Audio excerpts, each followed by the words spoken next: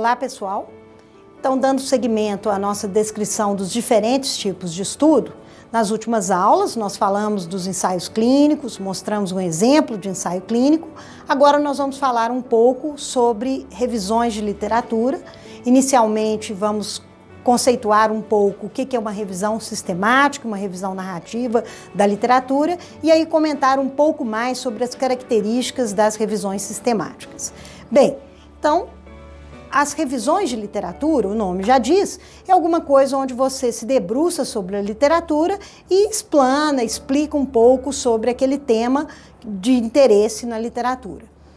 As revisões narrativas, que são os tipos mais simples de revisão, elas são muito parecidas com capítulos de livros, com textos feitos por especialistas, onde eles analisam a literatura atual sobre aquele determinado tema, discorrem sobre o tema, elencam suas características. Então, são textos bastante narrativos.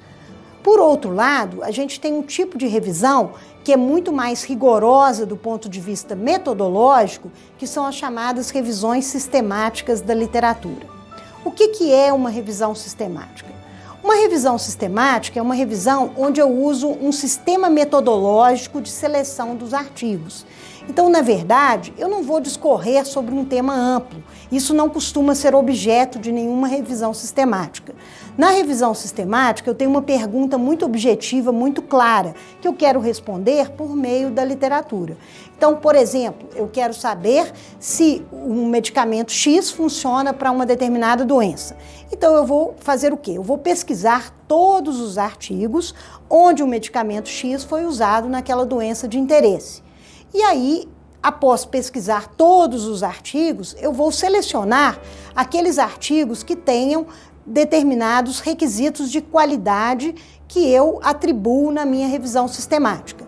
Então, a revisão sistemática tem um método bem definido. Ela vai dizer, primeiro, quais que são os critérios para incluir e excluir artigos, quais que são as palavras de busca que eu vou utilizar. Então, ela tem todo um passo a passo que é extremamente importante. E é fundamental que, uma vez definido esse passo a passo, ele seja seguido. Além disso, outra característica muito importante da revisão sistemática é que duas pessoas envolvidas no processo de revisão sistemática façam a busca com os mesmos critérios, mesmas palavras-chave, mesmos critérios de inclusão e exclusão. E para que a revisão sistemática seja bem feita, elas têm que chegar aos mesmos artigos obtidos e encontrados.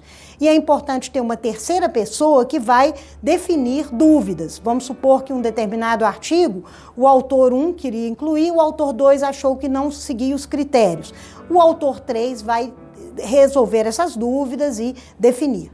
Então, para fazer uma revisão sistemática, é muito importante que os autores tenham alguma formação nesse tipo de revisão, aprendam as técnicas, saibam os critérios de elegibilidade e de avaliação das qualidades dos artigos que devem ser incluídos ou não numa revisão sistemática.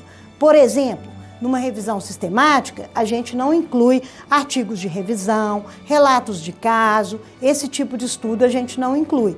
A gente tenta incluir, então, estudos que são ensaios clínicos, estudos de coorte, estudos de caso-controle. E a gente tem também algumas exigências metodológicas em relação aos artigos incluídos. Então, a revisão sistemática ela é mais complexa que a revisão narrativa e tem um objetivo diferente, que é responder ou tentar responder uma pergunta bem focal da literatura, uma pergunta bem específica. Já a revisão narrativa, ela é mais uma explanação teórica sobre um tema mais amplo, onde eu quero mostrar o estado da arte daquele tema. Bem, para que todos esses conceitos que eu mostrei fiquem mais claros, nós vamos mostrar nas próximas aulas um exemplo de uma revisão narrativa com suas características e o exemplo de um artigo onde foi realizada uma revisão sistemática com as suas características.